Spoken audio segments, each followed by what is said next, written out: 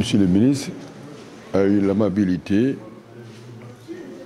de m'appeler il y a de cela des mois, vers décembre, janvier déjà, pour me demander si j'acceptais d'occuper ce poste de facilitateur président de ce comité d'appui pour la refondation de notre système d'enseignement supérieur,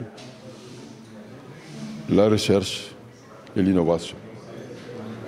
Et je voudrais le remercier pour sa patience, puisqu'à l'époque, je lui ai expliqué que je ne pouvais pas refuser sa proposition, parce que c'était à quelques jours d'une participation à une rencontre internationale en Inde, regroupant des enseignants du monde entier pour la refondation des systèmes éducatifs dans le monde.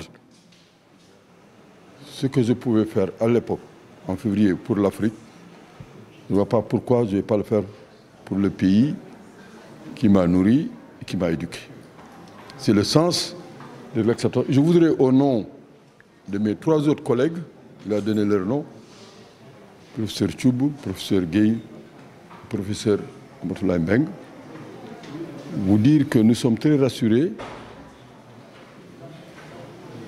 aujourd'hui, puisque nous avons les éléments, les termes de référence et l'agenda, et également les conditions dans lesquelles on va travailler. Je voudrais préciser que nous le faisons en tant que citoyens engagés et militants.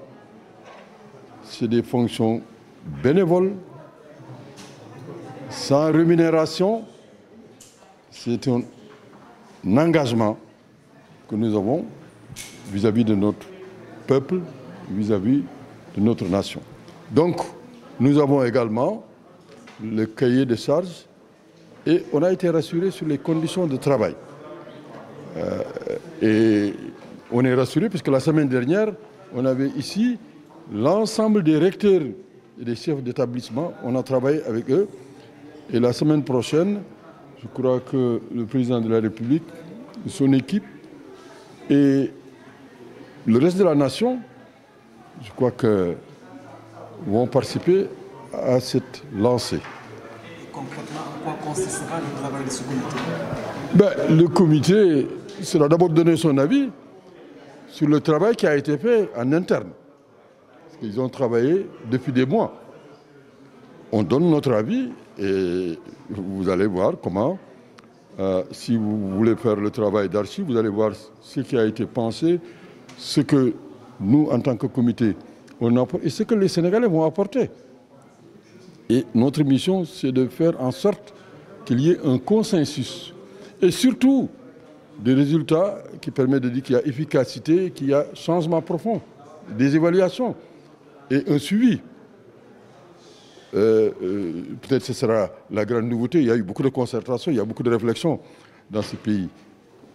Souvent, on nous dit qu'en Afrique, on dit que si vous voulez réfléchir, passez au Sénégal, et puis ensuite, si vous voulez mettre en œuvre, il suffit d'aller dans d'autres pays qui se permettent effectivement de mettre en application ce que nous sortons comme conclusion. Donc, notre rôle sera de faire en sorte aussi que tout ce qui sortira de ces rencontres-là puisse être suivi, évalué, et que les Sénégalais puissent sentir qu'il y a un changement. Il y a un mot qu'on a souligné tout à l'heure, on est condamné